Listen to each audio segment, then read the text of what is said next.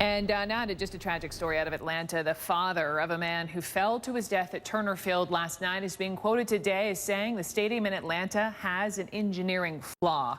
So we now have a picture of this young victim. Here he is, 29-year-old Ronald Homer. His family says Homer was 6 feet 6 inches tall. And it was last night, just as a lengthy rain delay was ending. Homer apparently fell from an upper deck stairwell onto the stadium parking lot. You see it spotlighted here. This is a stadium parking lot that's actually reserved for the players themselves. Police have called it, and I'm quoting police, apparently accidental, but they're still talking to witnesses here. Clearly the investigation ongoing. Keep in mind, this is not the first fatal fall at a major league park. Back in 2011, there was a fall at the ballpark at Arlington in Texas, prompting the Texas Rangers to raise the height of their stadium's rails.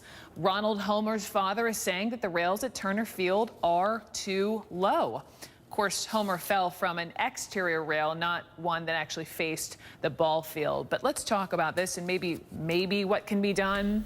Attorney Stephen Adelman is a venue safety expert. So, Stephen, nice to see you. Let's just concede up front, while incredibly tragic accidents happen, but I would like to know from you, ballparks, arenas, coliseums, are they doing all that they can to make these venues safe, especially when it comes to the railing?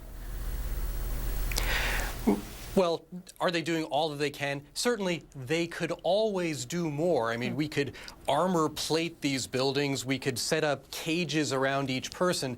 There's always more that can be done. I think really the question is, are they doing what they should be doing, given the way fans behave normally inside their buildings? And so now we look at what happened at Turner Field last night. That man wasn't facing the ball field at all. So immediately we have something which distinguishes it from every other incident, such as the one you mentioned, Shannon Stone falling to his death at the Rangers ballpark in Arlington in 2011.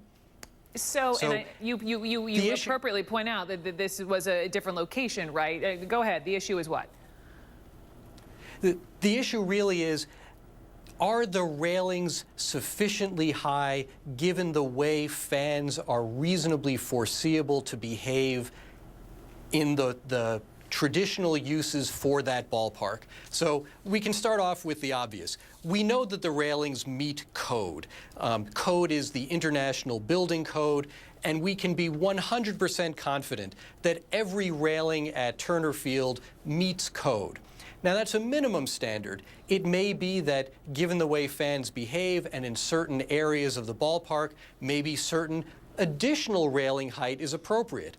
Based on the photographs that I've seen, it appears that the railing near where this man fell was greater than the 36-inch railing height requirement for that part of the ballpark.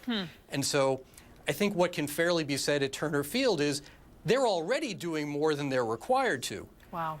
The analysis really is, are they behaving reasonably given what people ordinarily do in that space? Quickly, let me ask you this. We know that this victim here was 6'6", 6 feet 6 inches tall. Would height have a bearing in how one would tumble over said rail at all? Well, sure it would. Your center of body mass is higher when you're tall. And so railings have to balance the need to keep people safe with the obvious need to preserve sight lines. That, after all, is what gets people to go to the ballpark instead of sitting home in their living room and watching it on TV. So the taller one is, the higher their center of gravity is, the more they have to be careful not to lean too far over. Awful. My heart goes out to this family, of course. I think the game is still on tonight against the Phillies at Turner Field. Stephen Adelman, thank you so much.